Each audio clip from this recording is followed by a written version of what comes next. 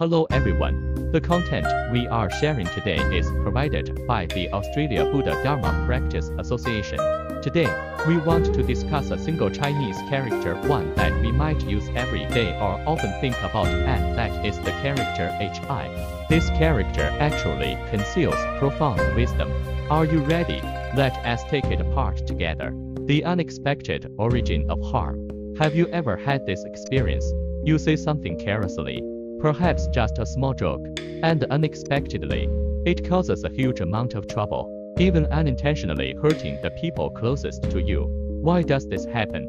You might be surprised to know that our ancient ancestors had already hidden the answer within the very structure of a single character.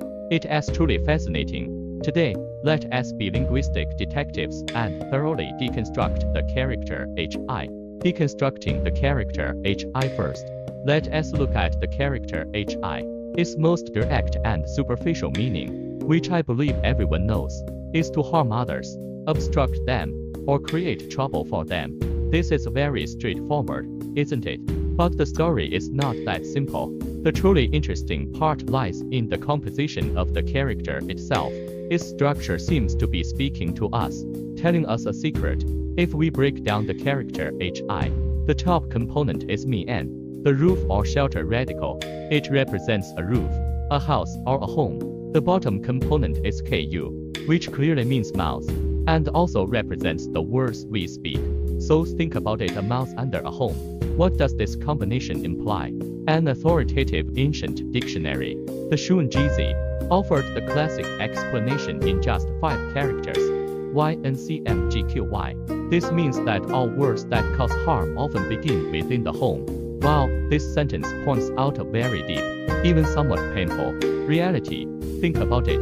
The most common and severe verbal injuries in our lives are often not inflicted by outsiders. Instead, they are the words that come out of our own mouths, happening within our own homes, and usually directed at our most beloved family members. This completely confirms the old saying we often hear, "Who-CMKUCH," which means misfortune comes from the mouth. Indeed, the mouth is not just a tool for eating. Sometimes, it becomes the source of disaster. The amplified law of cause and effect. What is even more fascinating, according to the sources we've consulted, is that the cause and effect relationship here is not EBE. It is amplified. That is to say, if you hurt others with your words by 1 measure, that negative force will eventually return to you, requiring you to endure 10 measures of suffering. Naturally, the reverse is also true. If you praise others by 1 measure, the benefit that returns to you will become 10 measures of gain. This is certainly worth our attention. The importance of intention and undetermined karma. Now, the question is, are all hurtful words equally severe in their consequences? Not exactly. There are subtler distinctions. The key lies in your intention, or your motive. If you are deliberate, with the thought, "I want to make you sad and suffer," then the consequence will be very severe and unavoidable. However, if it's an unintentional mistake, words were spoken and hurt someone, but you truly didn't mean to harm them, this is called undetermined karma, BDMY. This means the outcome is not fixed. It can be resolved, or even eliminated, through your sincere and heartfelt repentance. But do you know what the most frightening thing is? It's our tendency to underestimate the power of our own words. The ancients spoke of NYHWI, which refers to the mindset of always thinking, "Oh, I just said one thing. What's the big deal? It's nothing important." This very thought of contempt, of considering it trivial, is the most dangerous. We think, "I was just speaking carelessly." Yet, according to Buddhist scriptures, you might casually insult someone just once, but the consequence could potentially require you to cycle through countless lifetimes to repay that deed. Can such a matter still be considered minor? No, it is extremely serious, turning harm into elimination of karma. Let us switch perspectives. We've talked about not harming others. What if we are the recipient of harm? Is being hurt by someone as worth 100% a bad thing? The following perspective may subvert your usual thinking. In the I Ching Book of Changes, there is a phrase SNYUNHI. This means that sometimes, Enduring a small loss or a small harm in the present can actually help you distance yourself from a greater, more terrifying danger in the future. This concept is perfectly aligned with the teachings of the Diamond Sutra. The sutra teaches that if someone slanders you, curses you, or harms you, you should not get angry. Why? Because they are actually doing you a great favor.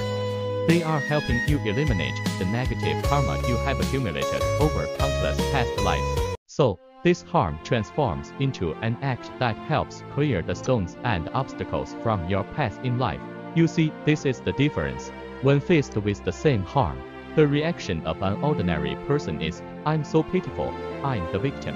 Their heart is filled with resentment, which creates more negative karma, thus blocking their own path. The reaction of a person with wisdom is completely the opposite. They feel thank you. I am grateful. They know the other person is helping them eliminate karma and sweep their path clean. This is a complete transformation of mindset. The comprehensive meanings of HI, returning to the character HI itself, its meaning is even broader than what we have discussed. It truly shows how rich and complex a single character in the Chinese language can be. For example, it forms words like scourge, meaning a disaster or calamity.